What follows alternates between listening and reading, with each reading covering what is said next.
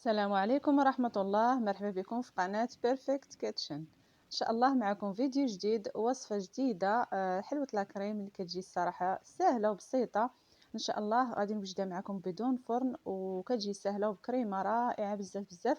غادي تعجبكم اكيد، كتجي رائعة. المذاق ولا اروع، وكلاصاج اللي كيجي حتى هو اقتصادي وسهل وبسيط بزاف بزاف. تابعوا معايا المراحل ان شاء الله، وتابعوا معايا الفيديو للاخير باش تكتشفوا معايا الطريقه والمقادير كذلك. ونتمنى اللي شافت القناه ديالي لاول مره تشترك فيها وتفعل الجرس باش ان شاء الله توصلوا بكل ما هو جديد. وما تنسونيش من لي لايك وبارطاجيو الفيديو بطبيعه الحال الى عجبكم مع العائله والاحباب.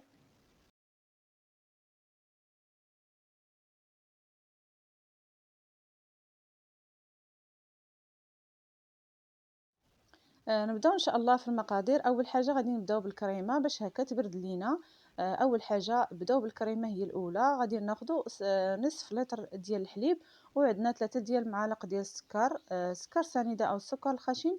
تقدروا ديروا حتى 4 او لا تنقصوا على حسب الذوق كل وحده فيكم. شحال كتبغي هكا ديال المذاق ديال الحلاوه، كل واحد وشحال كيبغي. صافي كيف ما كتشوفوا عندنا ملعقه كبيره ديال الدقيق الفورس، وعندنا 2 المعالق ديال النشا اولا ميزينا. عندنا 2 ديال المعالق. صافي كناخذوا واحد راس ديال المعلقه هكا ديال البودره ديال الفاني، تقريبا راس ديال المعلقه، اولا تقدروا ديروا 2 اكياس من الفاني هكا باش يعطيكم المذاق اللي كيكون زوين بزاف. صافي كناخذ هكا الفوي، وكنحاولوا نخلطوا اول حاجه الخليط ديالنا مزيان مزيان. هذاك الدقيق مع هذاك النشا باش ما هكا ما يحتلش لينا لتحت ويبقى لينا هكا في قعر ديال الكاسرون. اول حاجه نحركو مزيان مزيان اللي نديروه على نار اللي كتكون متوسطه، ونستمروا في التحريك باش هكا الكريمه ديالنا تجينا مزيانه وما تلصقش لينا في القعر ديال الكاسرول. نبقاو نحركوا حتى نحصلوا على هذا الخليط كيف ما كتشوفوا، خليط اللي كيكون هكا خاتر واحد شويه كيف ما كتشوفوا الشكل ديالو على هذا الشكل هذا. مباشره ملي كنزولوه على النار كنديروه مباشره في واحد الاناء اللي كيكون كبير شي شويه، باش هكا يبرد لكم دغيا دغيا. كتحاولوا هكا تزولوه وديروه في الاناء وتغطوه بالبلاستيك اللي كيكون هكا بلاستيك غذائي او السلوفان بحال كتحاولوا تغطوه وكتخلوه على هكا طاوله العمل حتى كيبرد لكم تماما. اللي كتدخلوه الثلاجه اولا تقدروا تدخلوه حتى المجمد الا كنتم مزروبين به. صافي دابا غادي نغطيه انايا اول حاجه، ونحاولوا هكا ملي نغطوه تكون هكا البلاستيك ملامس هكا على الطبقه كيف ما كتشوفوا هذا الخليط ديالنا تكون هكا البلاستيك نحطوه مباشره على الكريمه ديالنا باش هكا ما ديرش لنا واحد القشر كيف ما كتشوفوا على هذا الشكل هذا. صافي كيف ما قلت لكم انا غادي نخليه حتى كيبرد تماما اللي غندخلو للثلاجه، ولا كنتم مزروبين به تقدروا تدخلوه المجمد.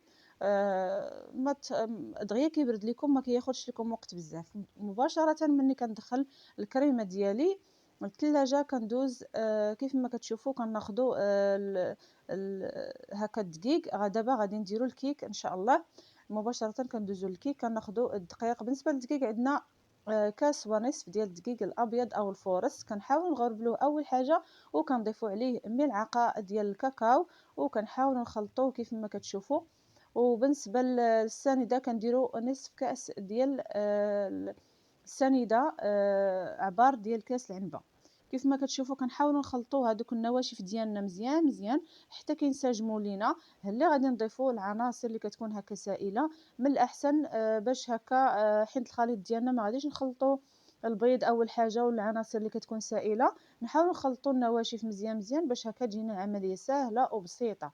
كيف ما كتشوفوا كنضيف واحد نصف كاس ديال الزيت النباتيه، وكاس العبار ديال العنبه، وكنضيف واحد شويه غير قبيصه هكا ديال الملحه كيف ما كتشوفوا.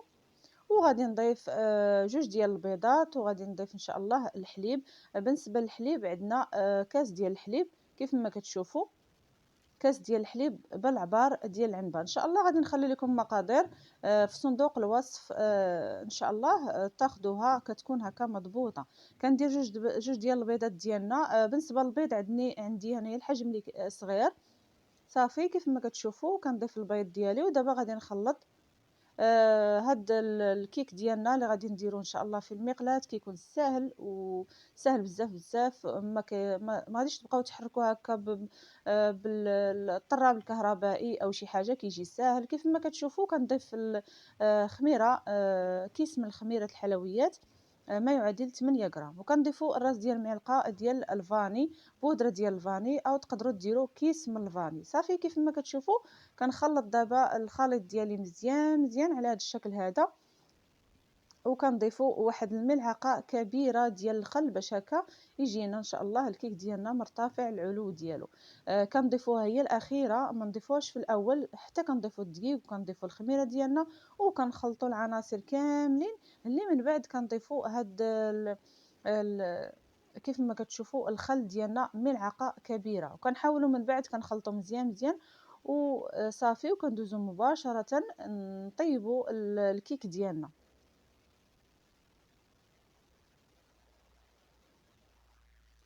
كيف ما كتشوفوا دابا كناخد مقلة ديال الطفال، من الأحسن تكون مقلة ديال الطفال باش هكا ما يلصقش لكم الكيك ديالكم، وكنسخنوها أول حاجة وكنضيفوا عليها مباشرة الخليط ديالنا ديال الكيك. بالنسبة للخليط ملي غتبغيو تضيفوه، من الأحسن ضيفوا القياس ديال كل كيك.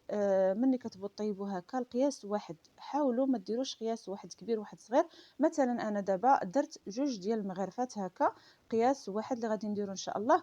ولا بقى لكم شي شوية في الأخير كتقدروا توزعوا على المقلاة ديالكم هذاك الشي شويه اللي كيبقى لكم، من الاحسن باش هكا يجيكم واخا تجيكم رقيقه ماشي مشكل، تقدروا ديروها في الوسط ديال الكيك ملي كتبغوا ديروا لها الكريمه. كيف ما كتشوفوا من بعد ما كطيب لينا الكيك ديالنا من التحت، نحاولوا ما نخلوش الكيك طيب لينا بزاف بزاف.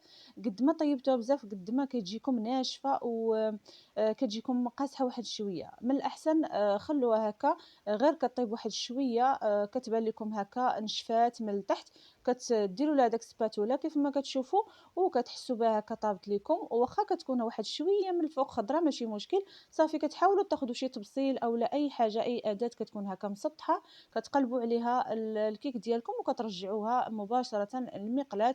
دابا ملي كترجعوها حاولوا ما طيبوهاش بزاف بزاف، راه دغيا كطيب. وبالنسبه للكاكاو راه ما كيبغيش طياب بزاف بزاف، قد ما طيبتوه كيجيكم هكا ناشف هذاك الكيك ديالكم. كيف ما كتشوفوا ملي كنديروا هكا الخليط ديالنا كنحاولوا النار اللي كتكون قليله. كيف ما كتشوفوا راه النار قليله بزاف بزاف، وكتحاولوا تغطوا الكيك ديالكم، والغطاء حاولوا مسحوه من الاحسن باش ما يبقوش فيه هذوك القطرات ديال الماء ويقطر لكم على الكيك ديالكم. صافي كتخلوه حتى كيطيب لكم، كتحسوا به هكا طاب، مره مره طلعوا عليه باش هكا ما تنشفش لكم هذاك الكيك ديالكم ويجيكم قاصح وناشف، والمذاق ديالو ناشف بزاف بزاف، ما كيبقاش فيه هذاك المذاق اللي كيكون زوين. صافي مباشره ملي كطيب لكم من التحت كتحاولوا تحطوها هكا كيف ما كتشوفوا، كتعاودوا تقلبوها مباشره. حاولوا ما طيبوش بزاف الكيك ديالكم باش ما يجيكمش ناشف بزاف بزاف. صافي كنبقاو على هذا المنوال هذا حتى كنطيبوا الكيك ديالنا كامل، وكنحصلوا على كيك اللي كيجي الصراحه كيف ما كتشوفوا الشكل ديالو كيجي هكا مهوي، وكيجي رطاب، وكيجي الصراحه زوين. كتحاولوا هكا تحطوه على منديل، وكتحاولوا تغطوه بمنديل هكا اللي كيكون خفيف شويه باش يجيكم هذاك رجع ليه هذاك الحراره ديالو ويجي هكا رطب ومفشفش. كيف ما كتشوفوا مباشره ملي كنخرجوا الكريمه ديالنا كنحاولوا نخفقوها. اول حاجه هي الاولى اللي كنضيفوا عليها ان شاء الله هذاك بودره ديال بودره الشونتي، كريمه ديال الشونتي، وكنضيفوا عليها مباشره هذاك البيرلي. الا بغيتو هكا بيرلي اللي كيكون حلو، او لا بغيتو بيرلي اللي كيكون هكا مسوس، على حسب الاختيار. اولا تقدروا ديروا يوغورت اللي كيكون بدون نكهه، على حسب الذوق ديالكم نتوما اللي بغيتو. هاد الصراحه هاد البيرلي كيجي رائع رائع، واحد الكريمه اللي كتجي لذيذه بزاف بزاف. نتمنى ان شاء الله تجربوا هاد الكريمه وغادي تشكروني عليها بزاف بزاف. كتجي واحد الكريمه اللي كتجي هكا ماشي كتقهمكم او شي حاجه كتجي ميدمه بزاف، كتجي المذاق ديالها رائع بزاف بزاف. صافي كتحاولوا هكا كتخلطوا هذاك البيرلي ديالكم مع هذيك الكريمه شونتي. صافي على هذا الشكل هذا الصراحه كتجي هذه الكريمه اقتصاديه بزاف، بدون هكا الكريمه اللي كتكون هكا جاهزه، كتجي اقتصاديه الصراحه وكتجي لذيذه، كيجي واحد المذاق اللي مختلف وزوين بزاف بزاف. كتبقاو على هذا المنوال هذا كتحركوا مزيان مزيان كيف ما كتشوفوا. بالنسبه للطراب الكهربائي تقدروا ما تطربوش به، ماشي مشكل، تقدروا ديروا غير الفوي وتطربوا مزيان مزيان حتى كتحصلوا على كريمه اللي كتكون هكا متماسكه. وبالنسبه للكريم شونتي هذيك البودره ديال الكريم شونتي انا كانت عندي في الثلاجه، من الاحسن تكون في الثلاجه هي وهذاك هذاك بيرلي وصافي، وكتخلطوهم باش هكا كيجيكم ساهلين بانهم دغيا يطربوا لكم. صافي تحاولوا تاخذوا كيف ما كتشوفوا هاد السيركل، كيف ما كتشوفوا يكون دائري، ومن الاحسن يكون هذاك اللي كيتفتح من الاحسن باش هكا تجيكم ساهله. وكتاخذوا بابي كويسون وكتحاولوا ديروه على هذا الشكل هذا، كتقطعوه على القياس ديال هاد الاطار ديالكم. كيف ما كتشوفوا هاد البابي كويسون الصراحه كيعاونكم بزاف بزاف، انه ملي كتحيدوا هذاك الاطار كتجيكم ساهل بانكم تحيدوا هذاك البابي كويسون، وكيجي متراصي هذاك الكيك ديالكم، وكيجي الشكل ديالو زوين بزاف بزاف. كيف ما كتشوفوا كنحاول ناخذ هذيك الكريمه. انا بالنسبه ليا هذاك الكيك ما غاديش ما غاديش نضيف ليه لا حليب لا حتى شي حاجه، ما غادي نفزقوه ما والو، كيجي الصراحه رطب وكيجي بدون انكم تفزقوه، كيجي زوين بزاف بزاف. كيف ما كتشوفوا من بعد نضيف هذيك الكريمه ديالي. تقريبا كتاخذوا واحد 2 او لا 3 بحال بحال، وكتحاولوا تقادوا على هذا الشكل هذا حتى كيتقاد لكم مزيان مزيان. مباشره كتضيفوا عليه هذيك الكيك ديالكم. بالنسبه للكيك هذيك اللي كتكون رقيقه في الاخير كتشيط لكم، انا غادي من الاحسن ديروها في الوسط. انا غادي نديرها في الوسط، هي هذه كيف ما كتشوفوا كتكون رقيقه شي شويه. ديك الخليط اللي كيشيط لينا في الاخير كنقدروا نديروه وكنحاولوا نوزعوه، واخا كتجينا الكيك رقيق ماشي مشكل، نحاولوا نديروها في الداخل ديال الكيك ديالنا. على هذا الشكل هذا كنحاول ناخذ هذيك الكريمه وكنقادها وكنوزعها مزيان مزيان حتى كتقاد لينا من الجوانب ومن الوسط، باش هكا تجيكم كريمه متساويه وتجيكم هكا الكيك متساوي، يعني كيجيكم مقاد ما كيجيكمش مايل. من الاحسن قادوا الكريمه ديالكم باش ان شاء الله تجيكم آه، كيك او كيكه ديال لاكريم تجيكم مقاده ومتساويه وجميله في الشكل ديالها. صافي كنحاولوا نقادو على هذا الشكل هذا، ومباشره كنضيف الكيك ديالي وكنستمر حتى كنكمل الكريمه مع الكيك ديالنا. كيف ما كتشوفوا كنضيف دابا الكيك ومن بعد غادي نضيف تاني الكريمه وكنستمر على هذا الشكل هذا. صافي كيف ما كتشوفوا دابا الكريمه ملي كنديرها في الاخير على هذا الشكل هذا نحاول نقادوها مزيان مزيان، وباش هكا ملي غادي نديروا عليها هذيك الكلاصاج كتجينا مقاده ومتساويه الكيك ديالنا من الفوق الوجه ديالها. صافي كندخلها دابا للثلاجه حتى كتبرد لينا مزيان مزيان. تقدروا تخلوها ليله كامله اولا تقدروا تخلوها 6 ديال السوايع حتى ل7 ماشي مشكل. صافي كيف ما كتشوفوا دابا كندوز الكلاصاج. عندنا 5 ديال المعالق ديال الكاكاو وكنضيفوا عليهم بالنسبه للسكر سنيده كنضيفوا عليهم تقريبا واحد 3 ديال المعالق حتى ل4 على حسب الذوق ديالكم نتوما. صافي بالنسبه الحلاوه ديال السكر ما تضيفوش بزاف بزاف كميه كبيره، حيت راه عندنا الكيك حلو وعندنا الكريمه حتى هي حلوه. تقدروا تضيفوا من 3 حتى 4 ماشي مشكل. صافي كنحاول نضيف من بعد الحليب ديالنا غير بالتدريج حتى كنحصلوا على هكا الكلاصاج اللي كيكون خاطر واحد شويه، ما يكونش سائل بزاف بزاف، حيت ما غاديش يطيب لينا. غادي نديروه غير حتى كيسخن لينا هذاك السكر سنيده كتذوب. صافي ومباشره كنضيف الزبده 2 ديال المعالق كبار. بالنسبه ملي كنحطوا هكا الكلاصاج ديالنا فوق من النار كتكون النار اللي كتكون قليله باش هكا ما تحرقش لينا هذاك الكاكاو ويعطينا واحد المذاق ديال المروره. ما تجهدوش النار. صافي ملي كطيب لينا هذاك الكلاصاج ديالنا كيف ما قلت لكم كيذوب لكم هذاك السكر سنيده وكتضيفوا عليه مباشره الزبده وكتذوبوها مزيان حتى تذوب لكم هذيك الزبده. انا عندي قاصحه شويه كانت في المجمد، كتحاولوا تذوبوها كامله وكتضيفوها مباشره تصفوها على هذا الشكل هذا. كتكون هكا سخونه من الاحسن باش دغيا تهبط لكم هذيك الكلاصاج ديالكم دغيا كيهبط لكم وكيتصفى لكم دغيا دغيا. من الاحسن يكون سخون مباشره. ملي كيكون سخون هذاك الكلاصاج كتحيدوا الكريمه ديالكم من الثلاجه كتخرجوها وكتحيدوا ليها هذاك البابي كويسون وصافي، وكتكون هكا بردات لكم شي شويه هذاك الكلاصاج. ما تضيفوش مباشره كيكون سخون بزاف بزاف، كيبرد غير واحد شويه، كيكون باقي دافي شي شويه ماشي مشكل، وكنضيفوه مباشره على الكيك ديالنا كيف ما كتشوفوا. كنحاولوا نديروه في واحد البوش. اول حاجه راه ضفناه في البوش واللي صفيناه، ضيفوه في البوش اللي صفوه مباشره في البوش ديالكم، باش هكا يجيكم ساهل وبلا ما تبقاو هكا ديروه من اناء لاناء. كتضيفوه في الصفايه مباشره في البوش، وكتحاولوا تقطعوا داك البوش ديالكم وكتضيفوه على هذا الشكل هذا. كنضيفوا الجوانب اول حاجه، واللي كنضيفوا في الوسط هكا الجوانب من الاحسن، باش هكا ملي كتبغوا ديروا هذاك الكلاصاج ديالكم في الجوانب كيجيكم ساهل بزاف بزاف، وكتحاولوا توزعوه كتوزعوه دغيا وكيجيكم في الطريقه ديالو ساهله. كيف ما كتشوفوا كتحاولوا ديروا في الفوق على هذا الشكل هذا. كديروا الكميه اللي غادي تحتاجوا في الفوق والكميه اللي غتحتاجوا في الجوانب صافي، وكتستمروا على هذا الشكل هذا. كتجي ملي كديروا البوش كيجيكم ساهل بان هذاك الكلاصاج توزعوه دغيا دغيا.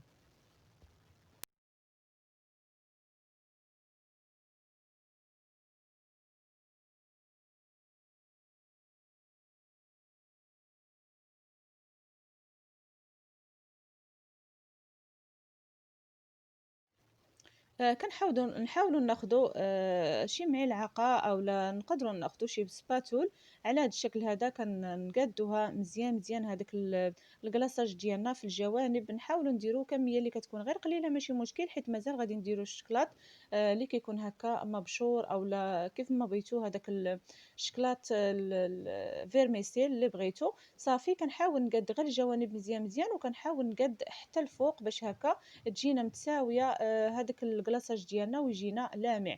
الصراحه كيجي لامع وزوين واقتصادي كذلك، كيجي رائع بزاف بزاف. كيف ما كتشوفوا دابا غادي ناخذ الشكلاط هكا اللي كنحكوه في الحكاك اللي كتكون غليظه شي شويه من الاحسن. كيف ما كتشوفوا كندير الجوانب على هذا الشكل هذا، ونحاول ناخذ الملعقه ونديرها في الجنب الاخير باش هكا الوسط يبقى لينا متساوي ومقاد. كيف ما كتشوفوا دابا كندير الجوانب الشكلاط كناخدو هكا سباتول وكنديرو على هذا الشكل هذا صافي حتى كنقادوها مزيان مزيان وتجينا الكيك ديالنا مقاده ومتساويه. صافي كيف ما كتشوفوا كنستمر على هذا الشكل هذا.